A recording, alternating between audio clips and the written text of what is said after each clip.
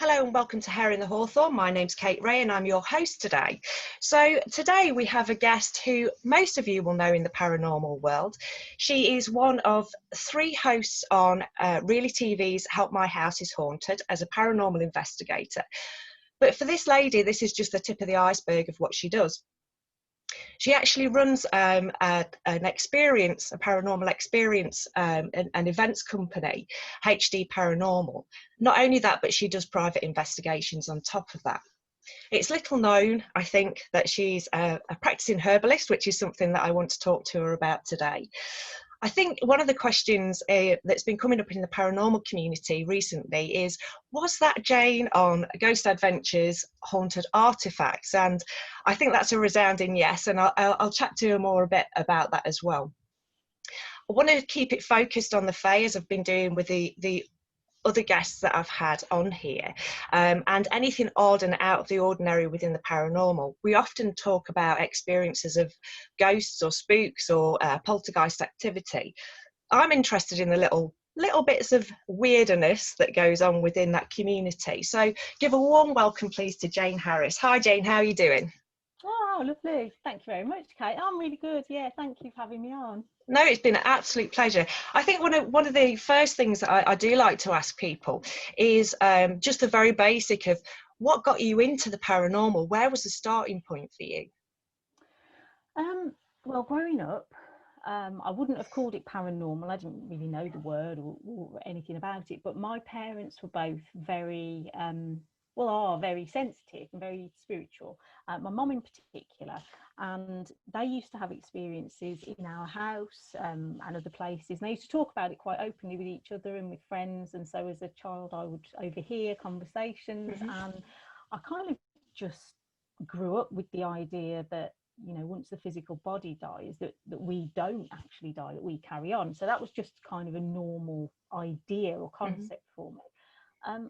And then when I was about 14, maybe 15, I started going to a local spiritualist church with my mum and nan and aunties, and it just kind of rolled on from there, really. So it's something that's always been there. I can't really remember a defining moment where I thought, I'm going to really heavily get involved in the paranormal. It just kind of organically happened.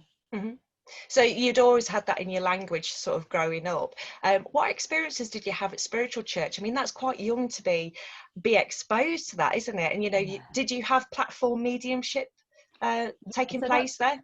Yeah, that's how it went. So I didn't get involved in kind of psychic circles or development or anything like that. We would go in an evening, usually a Saturday, about 7 o'clock, and there'd be a different different spiritualist medium. And sometimes it was interesting, sometimes it wasn't, sometimes I was a bit bored, but it was always a full church, you know, you'd have kind of 50 people in the audience. It was always very busy. But I remember 2 ladies in particular. There were 2 elderly ladies actually, but one was a psychic artist, and one was the medium.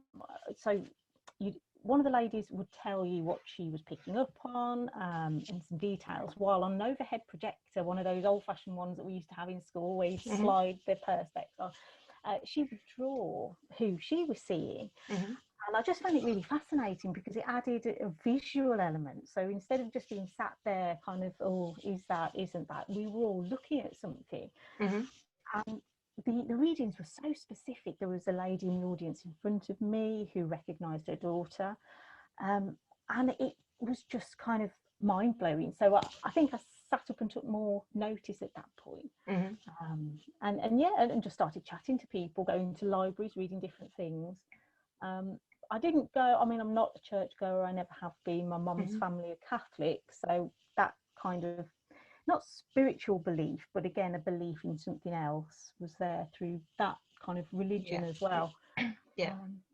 Something I haven't been for years, I have to say. I've not been to a spiritualist church for years and years, but it's still there, the one that I used to go to. I find them fascinating, and they're all very, very different. I've been to 1 or 2 that have been almost polar opposites in their approaches. I've been to one that's been very, very light and almost comical, and the other one that's been very, very kind of very serious and very Christian based. So there is that kind of that spectrum out there, and I know a lot of people do seek out spiritualism to connect with usually relatives. So you do get that kind of audience base, don't you, where people are wanting to connect with an ancestor that have passed on. I mean, was that something that your family came from, that kind of wanting to connect with somebody who had passed on, or was it the more spiritual aspect of it that your family went for? Well, it was interesting because when we started going, it wasn't particularly because anyone had been lost recently or anyone was looking for particular messages. But then when I was 17, my cousin, who was 16, and when we were growing up, we were like sisters, really. We lived a few houses apart and went on holidays together and everything like that. Well, she died in a car accident. So Wow. then I was 17, and it was kind of, well, it's weird actually, because when I look back now, I didn't cry at the time. It took about 10 years to kind of realise fully what had happened. But the one thing that we did all start doing straight away was going back to the spiritualist churches. And then it became a case of, well, yeah, we very much were hoping for a specific connection. Bizarrely, we realised soon after that there had been a connection prior to the accident, when my granddad had seemingly came through and given us a warning. He'd actually mentioned a car, a silver car, which it was, the model of the car, the even down to parts of the registration. And at the time it didn't make sense, because my dad said, well, that car's not even been made yet, so that was mumbo jumbo, that meant nothing. Turned out it was a warning of some kind. So yeah, it developed into that, and then obviously as time goes on, you lose more people. So yeah, you then do begin to hope that you have that message. Yeah, definitely. And have you had her come through? Have you had a specific message from her, or? I went to, not at a church, but I went to see a medium whose name escapes me now, when I was about 19, just a private one-to-one reading. And it was amazing. And I've looked for his card over the years, because I had a little card and I can't find it, and I don't know his name. I've even tried to search, but the shop's not there anymore. It was just a little shop that sold crystals and incense, and upstairs he had a room. And he just told me so many things, but the strange thing was that initially in the reading, he said that I have got a young girl here. She looks about your age, but she's upset, she's crying, she can't talk to me. And I thought straight away, oh, I wonder if it is.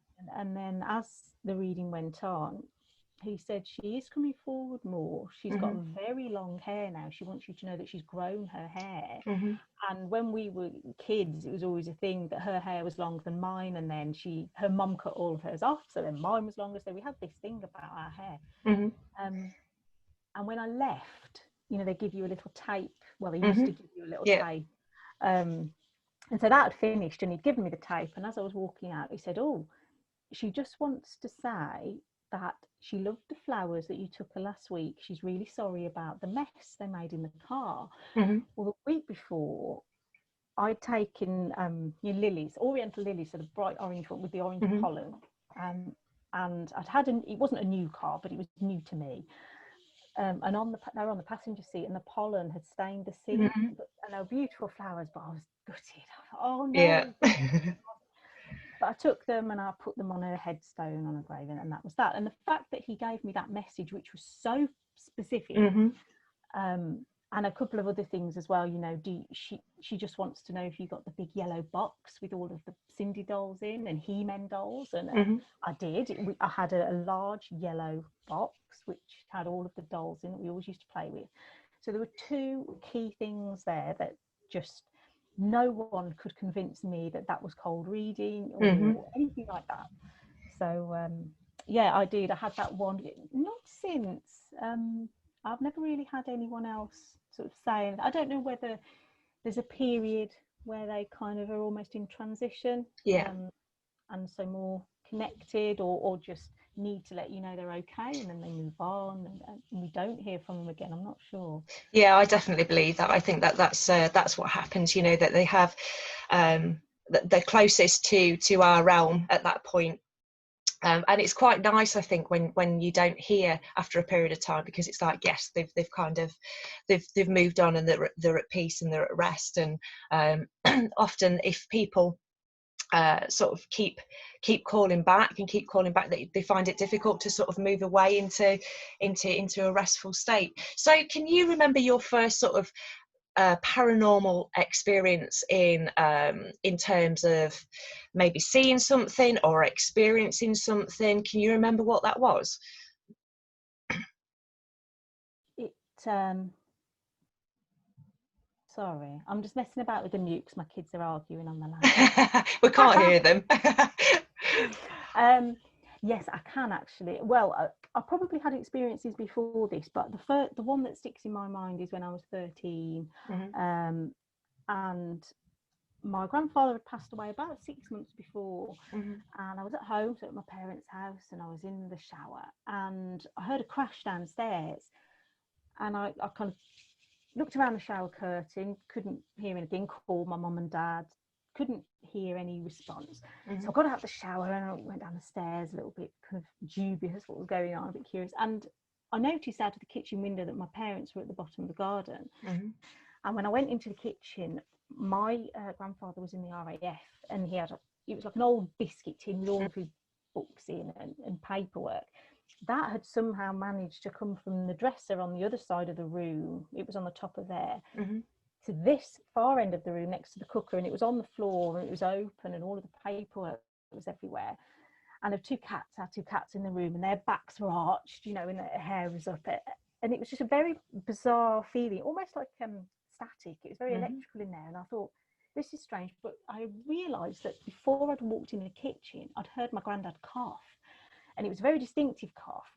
He was a smoker, and I knew it instantly. And for a split second, I forgot that he passed. Mm-hmm. And then suddenly I remembered, and all of these pieces started coming together. And I thought, well, that was strange. Was he here? And I told my dad. Mm-hmm. And my dad was just very much of the opinion of, oh, maybe he wants us to look through the tin, maybe he wants us to read through that. So that was the first experience I really remember, although at the time it wasn't as significant as it is now, I suppose, looking back. Yeah. So have you had any experiences from then that have been, I suppose, the normal experiences that people have, where they can be quite terrifying, and the feeling's very, very different? So there is a very different feeling from those who are loved ones coming through and giving you those messages, and just saying that they're okay, to those haunting situations where spirits aren't connected with you but are wanting to make themselves known, or are just basically in a state of negative energy. Can you remember what your first experience? I know you've experienced some of that on Help My House is Haunted. Can you remember what your first experience of that was, and can you talk us through how you felt about that? I remember an experience that stays in my mind. I don't know if it was my first, but it's certainly my first uncomfortable, well, I will say scary, because it was experience, and it was actually only about 7 years ago. So we just had my eldest daughter. She was about 6 months, and the house we were in at the time, we hadn't been there very long. We actually had to move because I was pregnant, so it was all a bit of we need more space. So we moved, and we weren't really settled in. We'd managed to get a nursery together, but there were boxes everywhere. And I remember the one evening, my daughter, she sat up, she started crying. We were in bed asleep, and she started crying. And I went in, and it was a big room that she had at that house, and the chair where I used to feed her was in the far corner by the window. And she was sat up in the cot pointing over at the window. And so I was just in the doorway at this point, and as I looked over, I saw what I can only describe as, it was like a gingerbread man. So it was almost like a cookie cutout. So there was no defined edges. And I could see this mass, just this dark mass. And I walked into the room a bit closer to my daughter, and it came closer. So there was a movement there of about 2 or 3 steps. And I did something which I've always just regretted really, and I've been puzzled about. Mm-hmm. I ran out of the room. It was fight or flight, and I felt the hairs go up on my one arm, not on the other, Mm-hmm. and sort of a tingling sensation. And I just felt sheer fear from whatever this was. And I ran back into our bedroom and I jumped on the bed and I said to my husband, "There's something in the room, there's something in the room." And he woke up saying, What are you talking about? Mm-hmm. I told him, and he went in and she was crying in the cot. She was fine, he couldn't see anything. But it just, I remember that feeling that was so strong that it actually led me to turn around and run. Yeah. I always think, how awful. Why didn't I go to the cot? Why didn't I pick her up? You know, I was just so, I don't know, I was in a kind of survival mode almost. Which, what I should have done is obviously pick her up and take her with me. Mm-hmm. But yeah, it was just so strange. And I've thought about loads of different things. You know, was the window on the landing? Was the moon coming through? Was it a shadow? Was there light behind me? You know, all of these things. Mm-hmm. Thinking, well, was it me? Was it my own shadow? But it just wasn't. It didn't move when I moved. It Mm-hmm. moved slightly after, and so that was very, very unpleasant. That was about 7 years ago. Mm-hmm. But thankfully, before then, not really. I think a lot of the experiences where I got a bit unnerved were more me freaking myself out. Mm-hmm. Especially when I was younger, you know, you typically go to graveyards and you'll go to places where they already have that slightly edgy feel. Mm-hmm. Definitely. So it sounds like you've got you've had a really early basis for things that are strange in the paranormal. Did your curiosity ever go outside of the spirit realm? Did you ever sort of do the teenage sort of delving into UFOs or sort of cryptozoology with Bigfoot and stuff like that? Did you look sort of cross-disciplinary at different areas? I'd never had an interest in cryptozoology.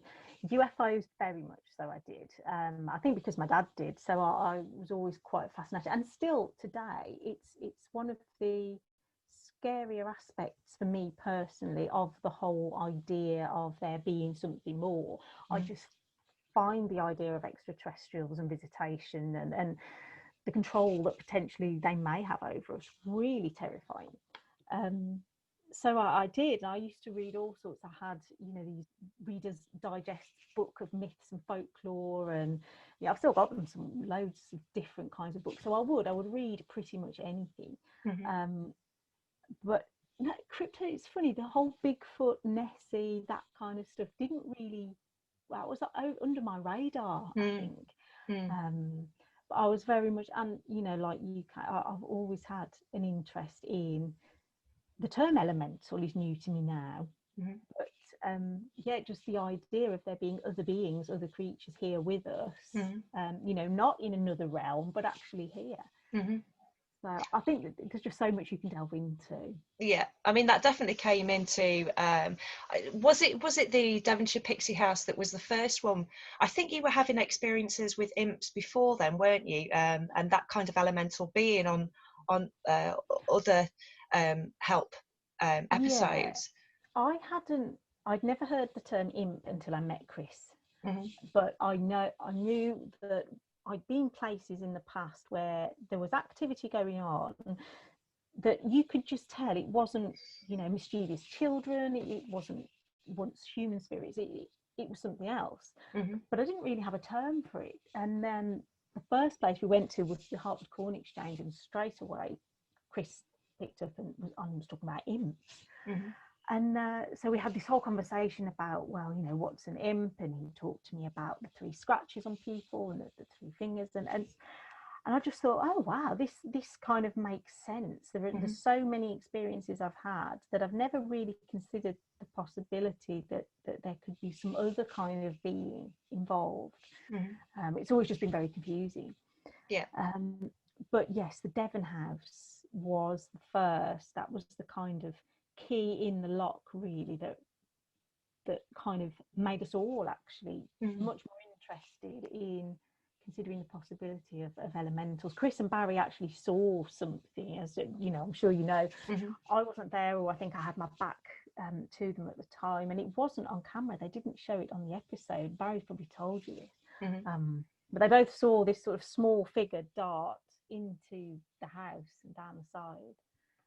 Both turned at the same time, and then later when Chris drew what he was seeing in the house, it was the same figure. It was, yeah. It does push the boundaries, doesn't it? You know, definitely. Kind of what we can accept, and you do have to lower that kind of logical, rational, analytical part of your brain and think, well, why wouldn't it be possible? Exactly. I mean, you had that extraordinary encounter with the replica iron stove as well, didn't you? Which was caught on camera, and I've watched that over and over, and it was, you know, it was almost like when I was watching it, I just wanted one more camera angle, but I got very much the sense that was so genuine a moment.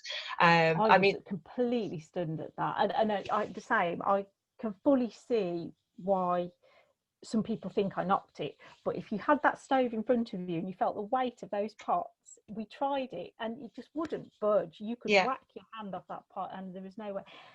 And I showed on camera my rings. They're not magnetic. I've worn them since to events and people have had a look at them. It's like, they're just silver rings. And but I still don't understand why that would happen. I mean, I know I was almost inviting some kind of energy transfer in my hand across it and saying, okay, use my energy, do something. But when it did that little sort of jumpy, flippy pull towards my hand, I was so shocked that it was that thing of, when you're on an investigation, you're calling out, give us a sign, let me know you're here, and then something does actually happen. You're like, oh, something has happened now. Yeah, it's like, this is what I'm here for, and yet I'm still kind of processing it, So yeah, it was a controversial moment. Obviously we didn't expect it, but after I kept seeing the little stove everywhere, and we didn't really do anything with it again, but I just couldn't help looking at it and thinking, well, why did that happen? And then I started reading all about iron and whether there's any significance there, with the material that it was. I don't know.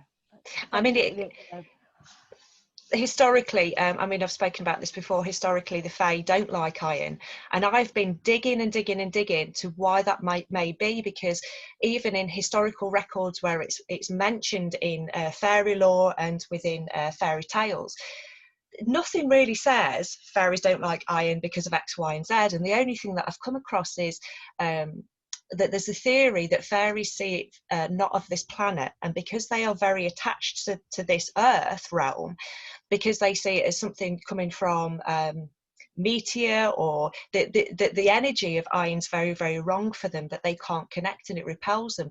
Even that really doesn't sit quite right with me about why it would repel them. But it's very much one of those things that you can use to ward fairies off, because as I've spoke about before, fairies aren't always great, and that leads me into the next question of, that there has been this slow trickling shift within the paranormal world to accept non-human entities, but also to understand that everything that's non-human doesn't necessarily fall into the category of demonic. It doesn't feel demonic, and it doesn't, although it has probably negative aspects to it. I think there's something very different when you encounter something incredibly dark within your environment, and how that affects you and how that affects you long term. But these kind of impy goblin type characters don't seem to me to have that impact. I mean, where do you sit in the whole demonology thing? What are your views on sort of demonics? I absolutely believe that where there's light, there's dark. I absolutely believe in dark forces and in demons, but I think a lot of it comes down to a psychological element. Not that we're imagining it all, but that in some respects, dark entities, dark forces can only really do you serious long-term harm if you don't, I don't want to say protect yourself, because everybody says, oh, protect yourself. What does that mean? It's such a kind of buzzword. But I mean, psychologically, mentally prepare yourself and, know that you can protect yourself. no one else, whether human or elemental or demonic force, has the right to enter your space. So whether that's your physical space or your mental space. And I've seen people who go into situations almost with this gung-ho attitude of, oh, it's dark, it's this is, it's almost like a status symbol. Let's go in and let's charge in and let's sort it all out. And you can really seriously, you can end up with long-term effects from that. You can end up either with attachments, so not necessarily something that follows you around all of the time, but an energy that becomes attached to you. And as I'm sure you know, that can manifest over years and years and can cause long-term depressions and even suicidal thoughts. I've met with people who, when you take it right the way back, there's been an event, either they didn't recognize it at the time, but a blackout, for example, which I have came to kind of recognize, or at least believe, has been a potential,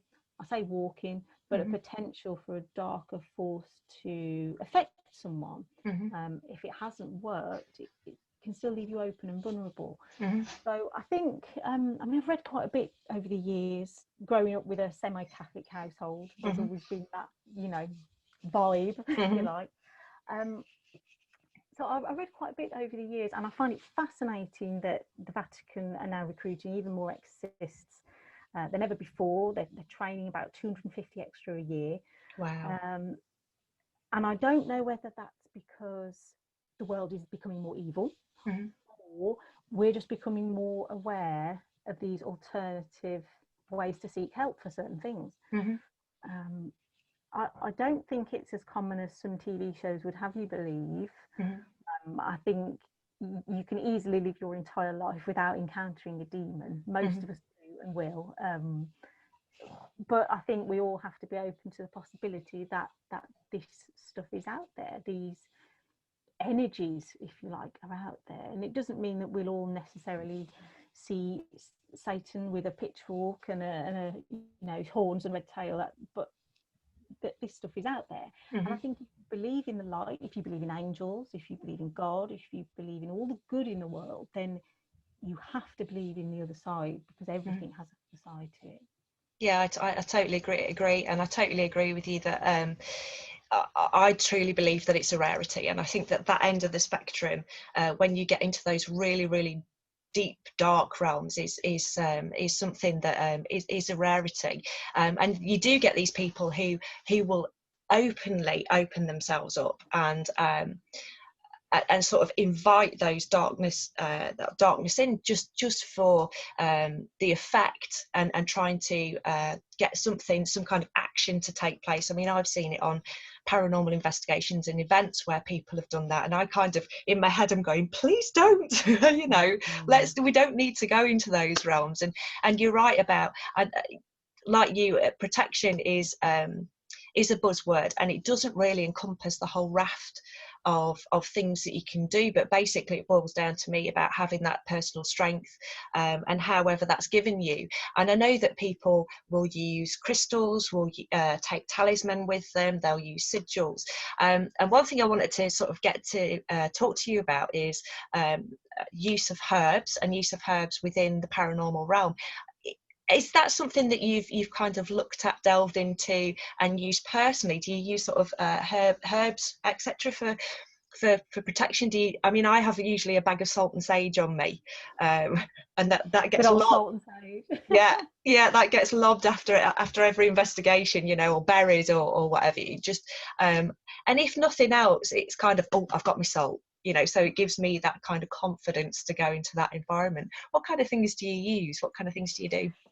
Salt, definitely, without a doubt. If I would say to anyone, the simplest thing anyone can do, salt, sea salt, but also black pepper, and like you, sage. But I have to say, I don't go on an investigation with a bag of goodies.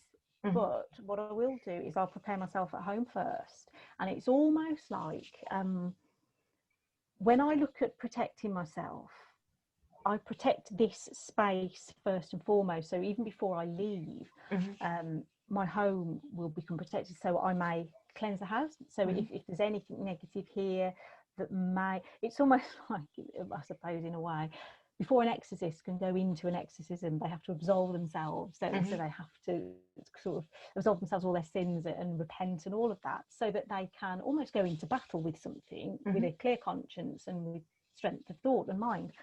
And it's that kind of thing. If I know that, whether it's psychological or not, if I know that I've left here and I've left the house, you know, in its perfect little bubble, I can go out there and I can do whatever I need to do or want to do. And when you come back, you make sure before you step back in the house, you cleanse yourself as well. Now, I've heard people that they sage themselves, and when you say, well, what does that mean? What do you do? Oh, they just waft a bit around.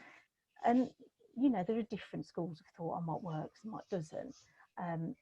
I actually prefer to use visualization. So I will just take a few minutes, some deep breaths.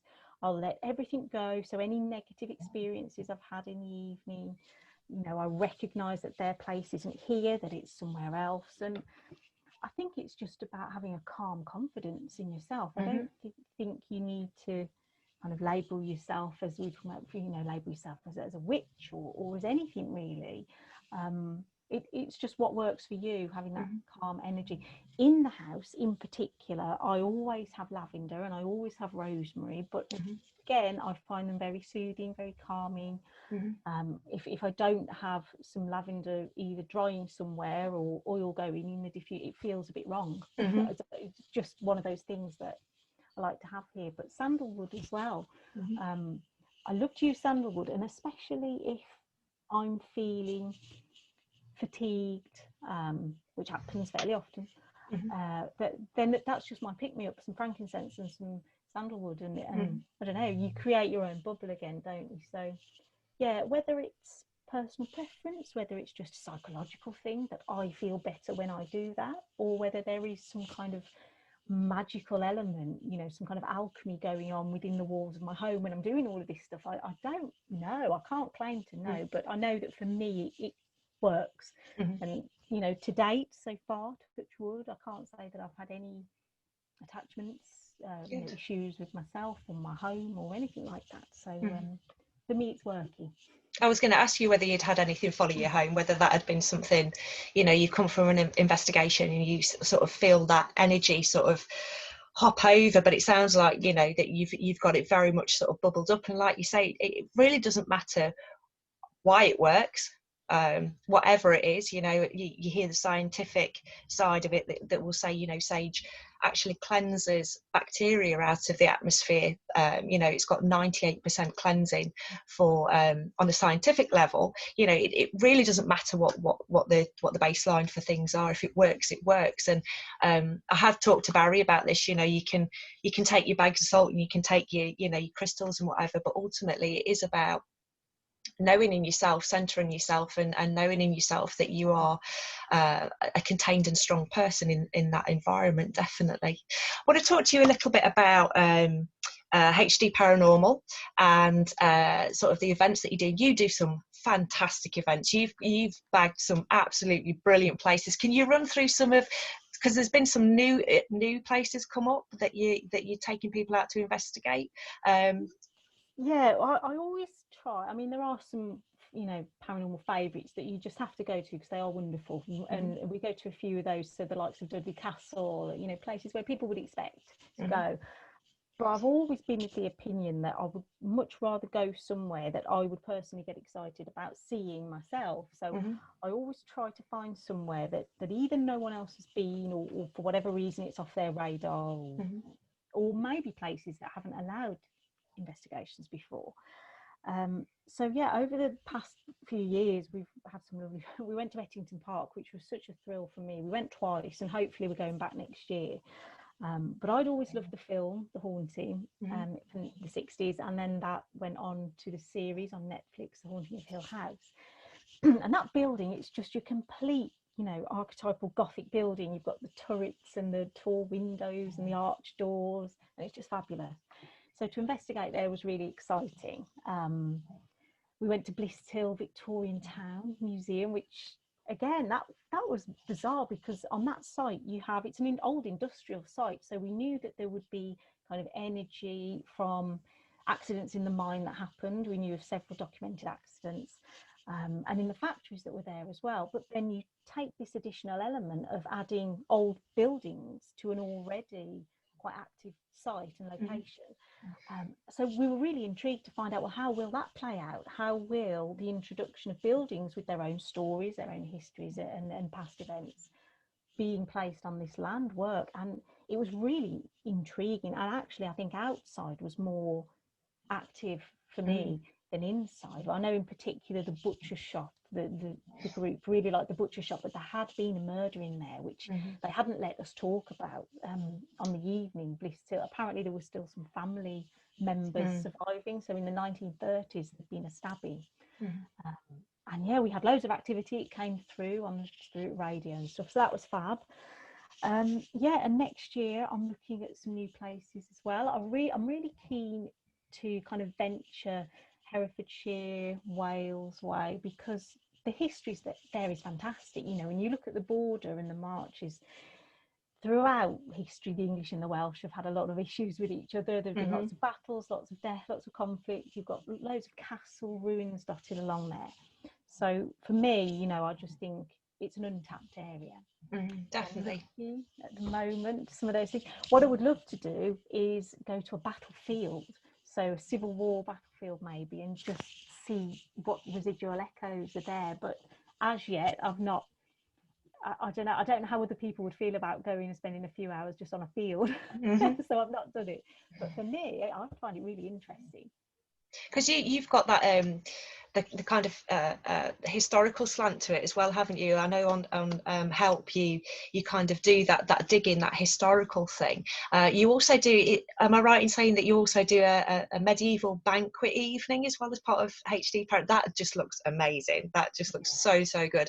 I love that. Do you know, I do that. It's a completely selfish reason. I do that because, and my husband as well, we're fascinated with the medieval period, always have been. And you know, when we first met, when we had our first house, I should say, we used to light the fire, we used to put a medieval CD on, candles, and literally just sit in front of the fire all night like that. And I said to my husband, I'm convinced that I lived before, because it all feels so familiar, and it's my favourite type of architecture. So when the idea came about, you know, why don't we do a really authentic, you know, not just some chicken drumsticks and some wine, but actually we want the whole room lit by candles, we want people in costume, we want whole chickens, we want grapes, we just want everything as authentic as possible. And it really worked. It was fabulous. And that kind of thing can trigger activity as well, can't it? If you go back and reenact sort of a historic element or a historic vibe, it can sort of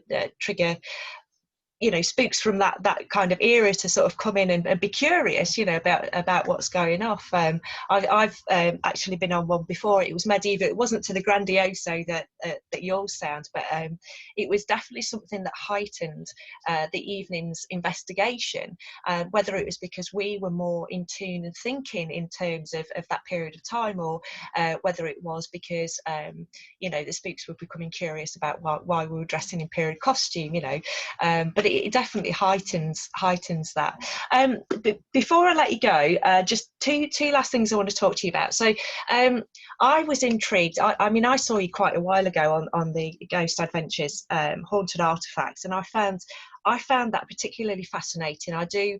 I have a love, if you like, of psychometry. So when it comes to objects that are that have attachment energies to it, how did that come about? Were you a collector of haunted objects? I mean, how did that doll come to you? Well, many years ago, actually, when I was going to spiritualist churches, I encountered a lady who said that she had a haunted doll, and I'd never heard the term before. All I really knew, all I could imagine was, you know, Chucky and that kind of stuff. So I was intrigued, and I visited a house and I saw things for myself there that I just couldn't explain. It was completely bizarre. And so I did become quite interested, and you know, I love antiques anyway and old things. So I always loved, you know, a mooch around a charity shop or an antique shop or a junk shop or whatever. So yeah, I think unwittingly I was a collector at one point, because I would just bring things home that I was drawn to.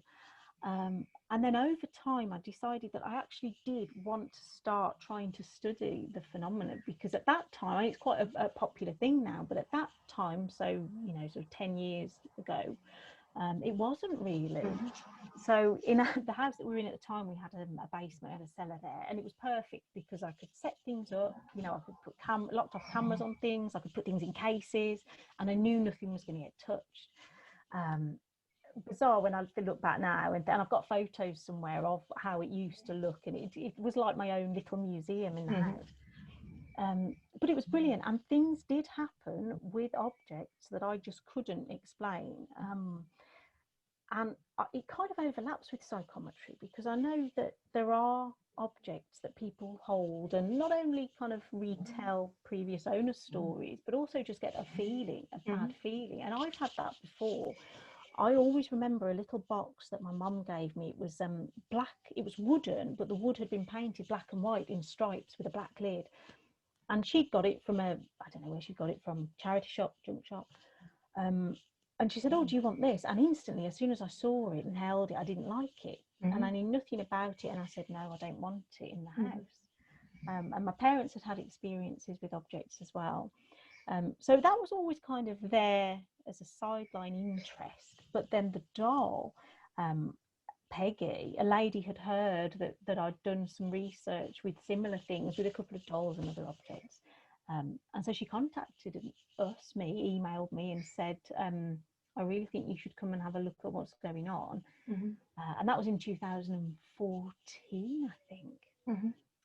And when we arrived at the house, I've never seen anyone look so tired, drawn, you know, just literally kind of haunted by the whole event. And she'd taken the doll, and Peggy's a large doll. I mean, she's kind of about 2.5 feet, maybe 3 feet. She's a big doll. And she'd had the doll, she bought it at a car boot sale for about £2 or £3 probably. But had things start to happen in the house. She'd never had any paranormal experiences before, but quite big things like footsteps, lights going off and on in the bathroom in the middle of the night. You know, someone she was convinced was there. And the more she told me about it, I became convinced as well that something is going on. She'd taken the doll out into a shed and she wouldn't go in there. And when our medium at the time went in, Hazel, she said when she walked into the shed, she felt like she was on a boat. The whole kind of equilibrium, the balance of everything shifted and changed, and there was a very, very palpable energy in there. So yeah, we took the doll, you know, we said, okay, we sort of worked with her and cleansed the house and said, now let us know how you get on. And we know that within 2 weeks of the doll being removed from the house, she was sleeping again and everything was fine. Unfortunately for me, things then began happening for me at my home. And so we had to kind of look at, okay, what are we dealing with? And I tried at one stage to do some research on what this energy might be. We never really got to the bottom of it, and it's been suggested that there are multiple energies around the doll. I don't believe in kind of a haunted doll, almost like a ghost in a jar. I don't think there's a soul or a spirit inside there. But I think that there are some objects that, for whatever reason, absorb, retain, replay energy, past events, you know, things that have happened. And we can pick up on that and it can affect us. Definitely. Definitely. I mean, I think for me with dolls, it's very much, you know, quite an ancient cultural thing that dolls weren't made for children. They were made as idols, or they were made as vessels for spirits.